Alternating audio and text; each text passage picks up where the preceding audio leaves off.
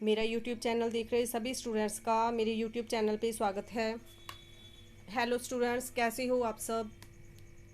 और इस भागा दौड़ी के माहौल में आजकल जैसे कितने दिन रह गए हैं आपके पेपर में। 28 तारीख का आपका पहला एग्ज़ाम है स्टूडेंट्स। जैसे कि मैंने आपसे बताया था कि 17 तारीख को आपके एग्ज़ाम शुरू हो चुके हैं, लेकिन आपने मुझे बताया कि 28 तारीख को कुछ स्टूडेंट्स जो हैं 28 तारीख को पेपर देने के लिए जाएंगे। उनकी डेट शीट में उनका पहला पेपर 28 तारीख का है, तो उसी की हद तैयारी जो है हमारी चल रही है स्टूडेंट्स। तो आज की इस वीडियो में मैं आपके लिए 4-4 नंबर वाले क्वेश्चंस लेकर के आई हूँ। तो स्टूडेंट्स, 4-4 नंबर वाले क्वेश्चंस की भी आपको ज़रूरत है, तो इसे इग्नोर मत कीजिएगा। इनकी तैयारी भी आपको करनी है। तो स्टूडेंट्स, जो हमारे बड़े जो क्वेश्चंस थे उनमें जो अपने पैराज हैं वो मैं ऐड नहीं कर पाई, या वो क्वेश्चंस नहीं हैं, तो वो उन क्वेश्चंस की मैंने 4-4 नंबरों के रूप में आपके सामने ये एक वीडियो आपके लिए लेकर के आई हूँ। और कुछ क्वेश्चंस हैं 4-4 नंबर वाले जो आपके 10 नंबर वाले क्वेश्चनों में ऐड हैं, तो उनमें से आपको लिखने हैं यदि वहाँ से आपको कोई कुछ क्वेश्चंस पूछे जाते हैं तो। और यहाँ पर ये जो क्वेश्चंस हैं ये आपके उन क्वेश्चंस के बाहर के हैं। तो चलिए हम देख लेते हैं कौन से क्वेश्चंस हैं 4-4 नंबर वाले जिनकी आपको ज़रूरत है। आपको रिटर्न करने की आपको रीड करने की ज़रूरत है जिन क्वेश्चंस की। तो हमारा पहला क्वेश्चन है स्टूडेंट्स, यहाँ पे जो भी जितने भी क्वेश्चंस हैं बहुत आसान हैं, कुछ भी डिफ़िकल्टी नहीं है इनमें। बहुत आसान सवाल हैं जो मैंने आपके लिए बनाए हैं। तो चलिए हम पहला क्वेश्चन अपना देख लेते हैं स्टूडेंट्स। उन्होंने हमसे कहा है कि निम्नलिखित के लिए आप किन पहलुओं को ध्यान में रखेंगे। तो यहाँ पे दो जो पॉइंट है हमसे पूछे गए हैं। तो पहला पॉइंट हम देख लेते हैं, केंद्र में भीतरी स्थान की व्यवस्था का मूल्यांकन करते समय किन पहलुओं को आप ध्यान में रखेंगे। तो यहाँ पे हमें जो हमारा बाल केंद्र है उसके भीतर जो स्थान है उसकी व्यवस्था का हमें मूल्यांकन करना है। तो उसको कौन कौन सी बातें हमें ध्यान में रखनी है स्टूडेंट्स। तो चलिए हम आंसर देख लेते हैं। केंद्र में भीतरी स्थान की व्यवस्था का मूल्यांकन करते समय निम्न बिंदुओं को ध्यान में रखा जा सकता है। तो हमारे सामने पहला बिंदु कौन सा है स्टूडेंट्स। पहला पॉइंट देख लेते हैं, कक्षा में फर्नीचर ठीक प्रकार से रखें। व्यवस्था स्टूडेंट्स, जो हमारे जो रूम की अर्थदशा होती है अंदर, जब हम देखते हैं तो हमें कैसे पता चलता है कि उसकी अर्थव्यवस्था कैसी है, तो उसके रिलेटेड ये क्वेश्चन है। तो उससे ही उसमें उन्होंने हमें बताया है कि कैसे हो सकती है ये। कक्षा में फर्नीचर ठीक प्रकार से रखें। और यहाँ पे दूसरा पॉइंट है, फर्नीचर इस प्रकार का चुना गया हो कि वह कम जगह घेरे तथा नुकीले कोनों वाला ना हो। यहाँ पे बच्चे खेलेंगे स्टूडेंट्स, बच्चे पढ़ेंगे, छोटे बच्चे होते हैं, तो जाहिर है कि जो भी फर्नीचर हो नुकीले कोनों वाला नहीं होना चाहिए, ताकि उनको कोई हानि ना पहुँचे बच्चों को खेलते समय या कुछ भी करते समय। तीसरा पॉइंट है हमारे पास, कमरे के बीचों बीच एक दरी या चटाई या फिर मैट बिछी होनी चाहिए। यहाँ बच्चे कहानी सुनने तथा गाने या बाल कविताएं को गाने के लिए जैसे सामूहिक क्रियाओं के लिए इकट्ठे हो सकते हैं। जैसे बच्चों को, जब छोटे बच्चों को कहानी सुनाई जाती है तो गोलाकार में हम उन्हें बिठाते हैं स्टूडेंट्स, यू आकार में हम उन्हें बैठाते हैं।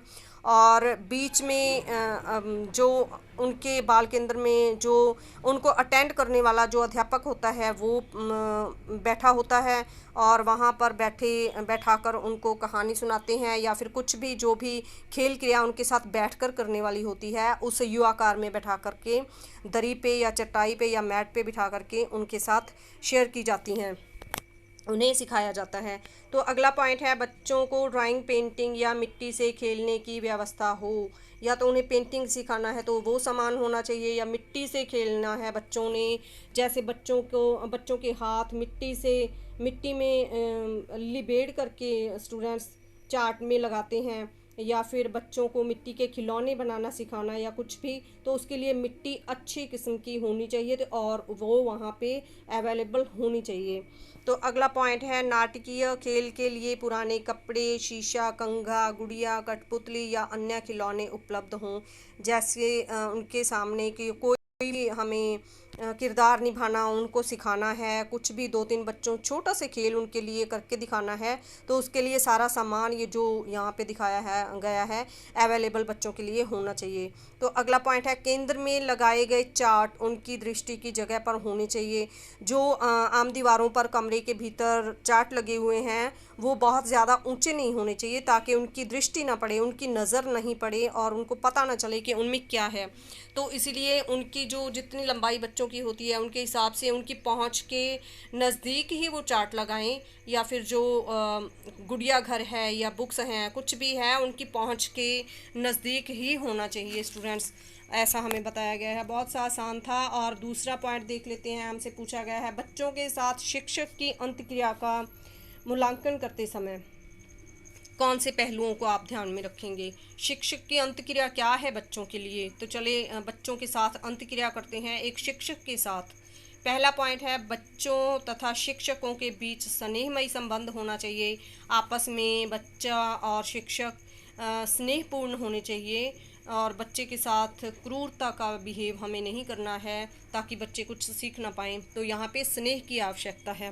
दूसरा पॉइंट है शिक्षकों द्वारा बच्चों की आवश्यकताओं के प्रति संवेदनशील प्रदर्शित करना चाहिए। और जो संवेदनशील बिहेव है वो जो शिक्षक है उसके लिए संवेदनशीलता बच्चों के लिए उसे पनपनी वहाँ पे आसान हो जाती है। यहाँ छोटे बच्चे होते हैं तो जो शिक्षक होता है, बहुत सारे शिक्षक होते हैं जो छोटे बच्चों के साथ बहुत प्यार करते हैं और वहाँ पे जब हम उन्हें उनके भोले चेहरे देखते हैं तो जाहिर है कि कोई भी शिक्षक उन्हें ज़्यादा नहीं डांटता है। तो यहाँ पे उन्होंने कहा है कि संवेदनशील प्रदर्शित करना चाहिए, तो संवेदनशीलता से जो शिक्षक है वो बच्चे के साथ पेश आएगा। अगला पॉइंट है शिक्षक की क्रियाएं तथा कार्यकलाप बाल केंद्रित होना चाहिए। और जो शिक्षक की क्रियाएं हैं और या कार्यकलाप जो भी कुछ कर रहा है वो ऐसा होना चाहिए जो कि हमें बच्चों को सिखाई जाने वाले जो क्रियाएं हैं वो करनी चाहिए।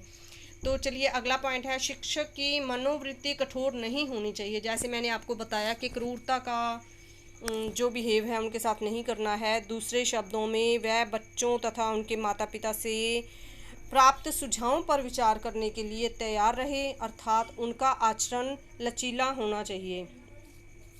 अगला पॉइंट है शिक्षक को बच्चों के बीच घूमते रहना चाहिए जिससे प्रत्येक बच्चे को उनका ध्यान प्राप्त हो सके।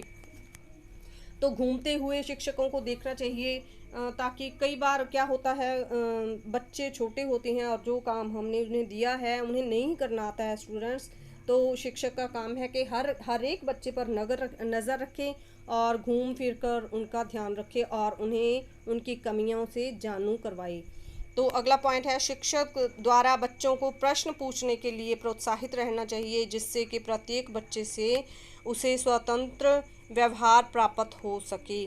और जैसे जैसे शिक्षक बच्चे को पढ़ाते हैं तो उनके साथ क्वेश्चंस भी करते हैं, प्रश्न पूछते हैं या फिर बातचीत करते रहना चाहिए ताकि वो स्वतंत्र हो सकें कोई भी शिक्षक के किसी भी सवाल का जवाब देने के लिए। अगला पॉइंट है शिक्षक द्वारा बच्चों को शारीरिक दंड नहीं दिया जाना चाहिए। छोटे बच्चे हैं, कोई भी जो अध्यापक है कोई भी बच्चे को शारीरिक दंड नहीं देता है क्योंकि वो अध्यापक है और शिक्षक का काम उसको खुद को पता होता है स्टूडेंट्स। तो वहाँ पे हमें बताया गया है कि बच्चों को शारीरिक दंड नहीं देना चाहिए। अगला पॉइंट है शिक्षक द्वारा बच्चों के अच्छे काम की प्रशंसा करनी चाहिए तथा अच्छे काम करने के लिए उन्हें बढ़ावा देना चाहिए। और आगे है शिक्षक को बच्चे के गलत व्यवहार को सुधारने का प्रयास करना चाहिए। यहाँ पे भी बच्चे गलती करते हैं उनको भी बताइए और उन्हें सुधारने की कोशिश कीजिए ताकि बच्चे आगे से गलती ना करें। और ये स्नेहमयी भी समझाया जा सकता है स्टूडेंट्स। शिक्षक को बच्चों की क्षमताओं का सकारात्मक रूप में प्रतिपुष्टि देनी चाहिए। बच्चों को जो बच्चों की क्षमताएं हैं स्टूडेंट्स उनको सकारात्मक रूप यानी पॉजिटिवता यहाँ पे होनी चाहिए और उनको डिटेल में बताना चाहिए कि उनकी क्या क्षमताएं हैं। अगला पॉइंट है शिक्षक प्रत्येक बच्चे की प्रगति से अवगत होना चाहिए। और ये जैसे आपको उलझाने के लिए जैसे हैं ऐसे ही ये वर्ड बोल देते हैं। तो शिक्षक प्रत्येक बच्चे की प्रगति से अवगत होना चाहिए जो शिक्षक है उसकी जो भी प्रगति उसने की है, जो भी क्रिया की है, उसके उनसे जानू होना चाहिए, सुचेत होना चाहिए कि वो क्या कर रहे हैं और उन्होंने उन्हें क्या काम करने के लिए कहा है। तीसरा क्वेश्चन है स्टूडेंट्स हमारे पास, जीवत आरोपण को स्पष्ट कीजिए। जीवत आरोपण क्या होता है? तो यहाँ पे हम देख लेते हैं कि जीवत आरोपण से क्या तात्पर्य है, क्या अभिप्राय है और जीवत आरोपण की क्या परिभाषा है। किसी भी रूप में आपसे ये क्वेश्चन पूछा जा सकता है। तो आंसर देख लेते हैं। शाला पूर्व बच्चों का मन बहुत कोमल और चंचल होता है। उनमें बच्चों की तरह भावनाएं और इरादे होते हैं। जिस प्रकार गिरने से हमें चोट लगती है, उसी तरह सभी वस्तुओं को गिरने से चोट लगती है। उदाहरण के लिए बच्चे यह सोचते हैं कि सूर्य इसलिए अस्त होता है क्योंकि वह थक जाता है और सोना विश्राम करना चाहता है, या चांद बादलों के पीछे इसलिए छिप जाता है क्योंकि उसे ठंड लगती है। तो ये जाहिर सी बातें हैं स्टूडेंट्स, बच्चे ही करते हैं ऐसी बातें, बच्चों को ही पता होती हैं। वरना जो बाल्यावस्था होती है, कुछ कुछ बच्चों को समझ में आ जाता है और उसके बाद किशोरावस्था में तो बच्चे समझ ही जाते हैं। ऐसी बातें जो बच्चे ना समझ बच्चे होते हैं उनके मन में होते हैं, और उनका जो मन होता है बहुत चंचल होता है स्टूडेंट्स। उनके अनुसार प्रत्येक चीज़, चाहे वह पत्थर हो, पुल या सड़क हो, या बादल, सूर्य, चांद, मेज और पेंसिल हो, सभी सजीव हैं। वे मानते हैं यदि पत्थर को ठोकर मारेंगे तो उसे चोट लग जाएगी और दर्द होगा, और पुल रात को थक जाता है क्योंकि दिन में उसके ऊपर से बहुत वाहन गुजरते हैं। उसके लिए गेंद ज़मीन पर लुढ़कती है क्योंकि वह लुढ़कना चाहती है। गुड़िया खा नहीं सकेगी और बिना खाए वह कैसे सोएगी। एक बालिका बहुत ही सहज रूप से कुर्सी पर बैठती है तो उसके इस व्यवहार की ओर जब अध्यापिका का ध्यान गया तो उसे बड़ा ही अजीब सा लगा, और क्योंकि वह बड़ी शरारती बालिका थी। तो एक दिन ऐसी बातें जो हैं टीचरों के सामने, अध्यापक के सामने शरारती बच्चे ही करते हैं। एक दिन अध्यापिका ने बालक से इस शिष्टता का कारण पूछा। शिष्टता मतलब कि शरारतों के बारे में पूछा कि शरारत में आकर जो भी उनके सामने वो उल्टे सीधे काम करता है, बच्चा जैसे शरारतों में करते हैं, पूछा। तो बालिका ने उत्तर दिया, अगर मैं कुर्सी पर कठोरता से बैठूंगी तो कुर्सी को चोट लग जाएगी। शाला पूर्व बच्चे मानते हैं कि प्रत्येक वस्तु जीवत होती है। जीवत आरोपण मतलब स्टूडेंट्स, बच्चे हर एक चीज़ को जीवत समझते हैं। जैसे उन्होंने कहा कि सड़क पर कुछ भी वाहन जा रहा है तो सड़क को चोट लगेगी या पुल को चोट लगेगी, तो ये जीवत आरोपण है कि बच्चों का हर एक चीज़ में जीवत आरोपण महसूस करना। पियाजे ने उनकी विचार शक्ति की इस योग्यता को जीवत आरोपण का नाम दिया है। वयस्कों के विचार में बालिका के तर्क सही नहीं होते हैं, लेकिन इसका यह अर्थ नहीं निकलना चाहिए कि बड़े बच्चों या वयस्कों की तुलना में शाला पूर्व बच्चों की विचार शक्ति निम्न स्तर की है। तो चलिए चौथा क्वेश्चन है स्टूडेंट्स हमारा, मध्यम और उच्च सामाजिक वर्ग के परिवारों पर टिप्पणी कीजिए। मध्यम और उच्च वर्ग के जो परिवार हैं उनमें कौन कौन सी योग्यताएं होती हैं या कौन कौन सी गतिविधियां होती हैं, उनके बारे में हमें बताना है। मध्य वर्ग के परिवार कैसे होते हैं और उच्च वर्ग के परिवार कैसे होते हैं। आंसर है हमारा, मध्य और उच्च वर्ग के परिवारों में मूलभूत आवश्यकताओं का अभाव नहीं होता। लड़कों और लड़कियां दोनों ही पर्याप्त मात्रा में भोजन और कपड़ा मिलता है, और आमतौर पर जो स्वास्थ्य की देखरेख में भी कोई कमी नहीं होती है। इन परिवारों में शिक्षा को प्राथमिक रूप से महत्वपूर्ण समझा जाता है। दूसरे अर्थों में बच्चे का एकमात्र लक्ष्य स्कूल में अच्छी तरह से पढ़ना होता है। आमतौर पर लड़कों और लड़कियां दोनों के लिए ही शिक्षा समान रूप में महत्वपूर्ण समझी जाती है। तो आजकल के परिवार जो हैं अपने बच्चों को एक समान समझते हैं स्टूडेंट्स, और जो पेरेंट्स होते हैं वो रोटी कपड़ा सब कुछ बच्चों की ज़रूरतें जो हैं पूरी करते हैं। आदर्श रूप से शिक्षा से अपेक्षा की जाती है बच्चे जिम्मेदार बने और उनके विचारों में स्पष्टता और दृढ़ता होनी चाहिए। हमारे समाज के बदलते हुए मूल्यों के साथ साथ इन विशेषताओं को प्रोत्साहन दिया जाता है, परंतु लड़कियों के मामले में द्वैधता अब भी दिखाई देती है। हालांकि द्वैधता मतलब भेदभाव लड़कियों के साथ अब भी किया जाता है, भेदभाव दिखाई देता है। और आगे चलते हैं। हालांकि एक और तो लड़कियों को शिक्षा के लिए प्रोत्साहित किया जाता है, दूसरी ओर अभिभावक उनसे यह अपेक्षा करते हैं कि वे उनके अधीन हो रहे हैं, उनके अधीन ही रहें जो लड़कियां हैं। तो यहाँ पे बताया गया है कि जो बड़े घरों के बड़े घर हैं वो लड़कियों को पढ़ाते हैं, और जो निम्न वर्गीय लोग होते हैं वो आज भी अपेक्षा करते हैं कि जो लड़कियां हैं उनके आगे गुलाम बन के रहें। लड़कियां अगर ज़्यादा बोलती हैं तो सवाल जवाब करती हैं तो उन्हें यह कहकर डांट दिया जाता है कि इन आदतों से उन्हें भविष्य में कठिनाई होगी। तो इससे हमें पता चलता है कि लड़कियां कुछ भी नहीं बोल सकती हैं, और अगर बोलती हैं तो उन्हें आगे से डांट दिया जाता है। तो ये गुलामों जैसी ज़िंदगी जो होती हैं इन परिवारों में लड़कियां जी रही होती हैं। तो पांचवा क्वेश्चन है हमारा, फैंटेसी से आप क्या समझते हैं? क्या होती है स्टूडेंट्स फैंटेसी? तो यहाँ पे देख लेते हैं क्या होती है फैंटेसी। बच्चे खेल खेल में भिन्न भिन्न भूमिकाएं अदा करते हैं।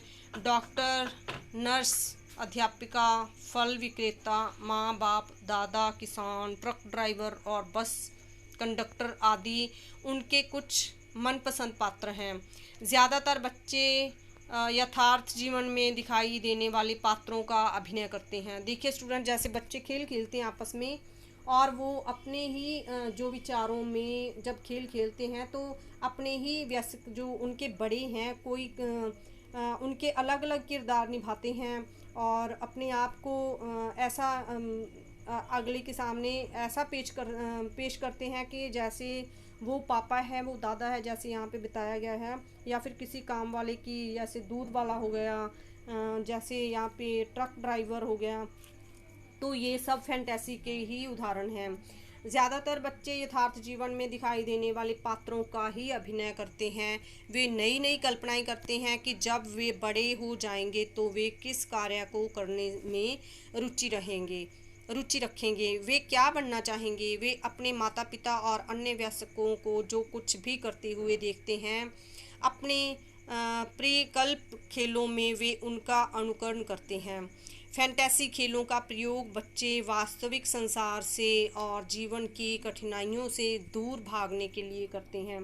तो जितने भी यहाँ पे हमने वाक्य पढ़े हैं स्टूडेंट, सभी फैंटेसी को ही दर्शा रहे हैं। यहाँ पे यही फैंटेसी होती है। ऐसी दुनिया में वे हर उस कार्य को कर सकते हैं और किसी से भी करवा सकते हैं जो उन्हें असल जीवन में करने की मनाही होती है, और वो करते हैं। बच्चे हैं और बच्चे एक साथ खेलते हैं तो वो जैसा चाहे वैसा खेल खेल सकते हैं। ये एक दृष्टिकोण है जो कि केवल कुछ बच्चों के संदर्भ में ही सही है। इस फैंटेसी खेल में बच्चे वयस्कों के संसार का हिस्सा बनते हैं। वे उनकी तरह बातचीत करना, कपड़े पहनना और पढ़ना तथा लिखना, साइकिल चलाना या भूमि जोतना चाहते हैं। यही उनकी फैंटेसियाँ हैं स्टूडेंट्स। जैसे मैंने आपको बताया, ये फैंटेसियाँ ही आपके आगे बताई जा रही हैं जो उनके परिकल्प खेलों में प्रतिबिंब होती हैं। अन्य अर्थों में फैंटेसी बच्चों के स्वप्न हैं जो यह अभिव्यक्त करती हैं कि वे भविष्य में क्या बनना चाहते हैं। फैंटेसी बच्चों में अमृत तथ्यों को जानने में सहायक होती है। यह तथ्य वयस्क नहीं समझते हैं। तो स्टूडेंट्स, बच्चों को समझना चाहिए। बच्चे उनके खेलों से पता चलता है कि बच्चे को कौन सा किरदार पसंद है, और आगे जाकर भी वो बच्चे वो ही बनना पसंद करते हैं जो कि आम किरदार को पसंद करके वो खेल में निभाते हैं, दूसरों को दिखाते हैं। और स्टूडेंट्स, ये 5 क्वेश्चन थे, 4-4 नंबर वाले और 5 नंबर वाले क्वेश्चंस, और आप लोगों को ये याद कर लेने हैं, आपको तैयारी कर लेनी है इन क्वेश्चंस की। मैं मिलती हूँ आपसे एक और वीडियो के साथ स्टूडेंट्स। तब तक आप लोग अपनी तैयारी कीजिए। तो ख्याल रखिए अपना। मुझे दीजिए आज्ञा। Thank you.